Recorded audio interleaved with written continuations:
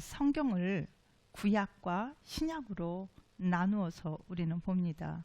구약은 옛 언약, 첫 언약이라고 말을 하고, 신약은 새 언약을 의미합니다. 언약의 출발이라 할 수 있는 창세기에 언급된 언약들을 살펴보면서 오늘의 말씀을 이어서 나누도록 하겠습니다. 창세기 1장 26절부터 30절에는 일명 에덴 언약이라고 하는 말씀이 등장을 합니다. 하나님과 아담이 참가했고요, 몇몇이 구체적인 요구사항과 약속들이 포함되어 있습니다. 창세기 3장 1절부터 24절에는 아담 언약이라고 명명이 보통 되는데, 죄가 인류 안에 들어온 후 아담과 맺은 하나님의 계약을 포함합니다. 이어서 창세기 8장 9장에는 노아의 언약으로 인류와 다시 시작하겠다는 하나님의 언약이 선포됩니다. 창세기 15장에 아브라함의 언약, 즉 피의 언약이 그곳에서 세워지는 것을 볼 수 있습니다. 이것은 후에 피의 제사, 곧 이스라엘을 위한 대제사장에 의한 속죄를 위한 제사들과 화목제로 나타나게 됩니다. 이때 언약을 통해서 하나님께서는 우리가 하나님의 길을 따를 때 일어나는 일을 말씀해 주시고, 동시에 하나님이 원하시는 우리 사람의 반응에 대해서도 말씀을 해 주십니다. 그러면 하나님은 왜 언약의 형식 중 피의 언약을 취하셨을까요? 성경이 쓰여진 시대의 피의 언약은 성경에 나오는 국가들에게는 아주 익숙한 거였습니다. 그리고 그 당시 사람들은 그것이 의미하는 것과 얼만큼 중요한지에 대하여 이해했을 것입니다.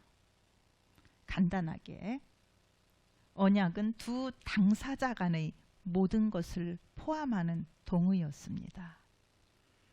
특히 피의 언약의 경우 그것으로부터 벗어날 수가 없었습니다.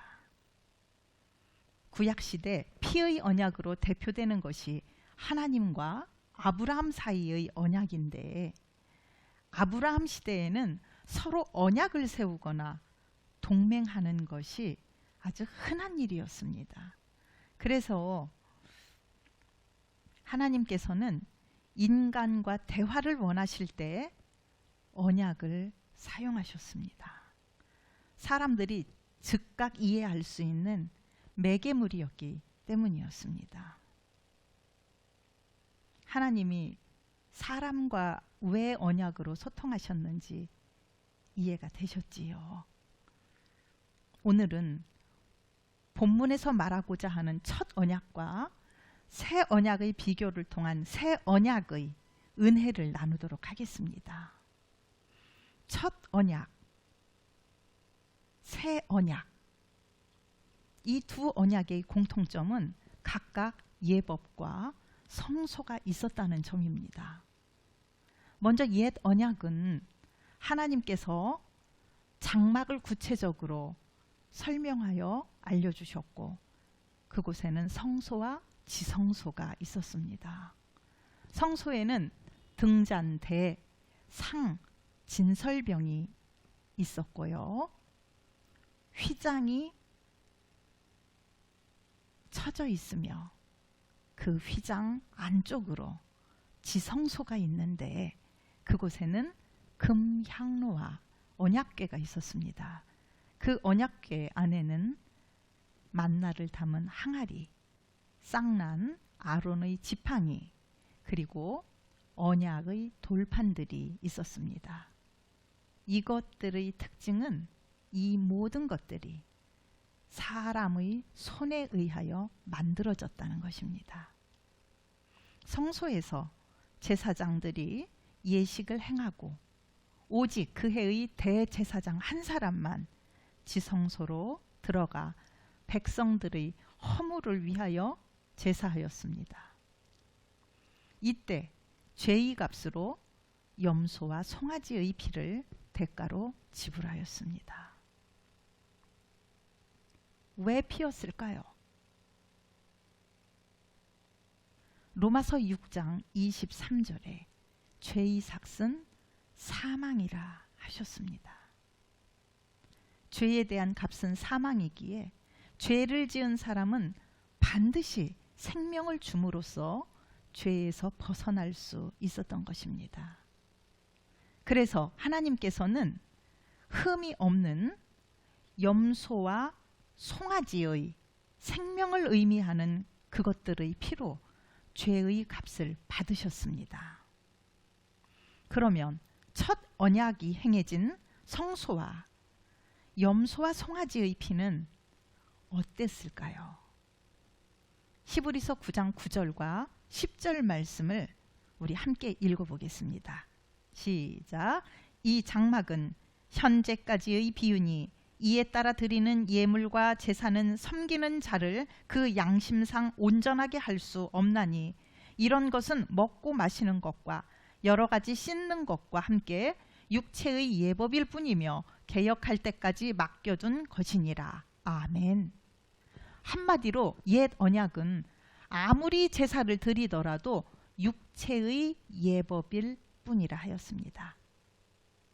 이것은 육체와 관계된 죄의 해결로 국한되며 인간의 내면 깊은 곳에 있는 죄를 해결할 수는 없었습니다. 언약의 당사자들은 대등한 가치를 서로 공유하고 교환하면서 효력을 갖게 됩니다. 소와 양의 피는 인간의 육체의 죄를 대신할 수 있었습니다. 그러나 인간의 양심이나 내면의 죄를 대신하기에는 부족하였습니다. 사람이 짓는 죄의 일부만 감당할 수 있었던 것입니다. 죄성을 지닌 인간 대제사장이 염소와 송아지의 피로 대신할 수 있는 죄의 값은 물건을 정결하게 하는 것이나 육체로 지은 죄에만 해당되는 것이었습니다. 그렇기에 사람들은 완전하게 해결받지 못한 죄성에 의해 육체의 죄를 반복함으로 해마다 또는 필요할 때마다 또 다른 염소와 소의 피로써 속죄 죄를 위한 제사를 드려야 했습니다. 히브리서 9장 23절과 24절에는요.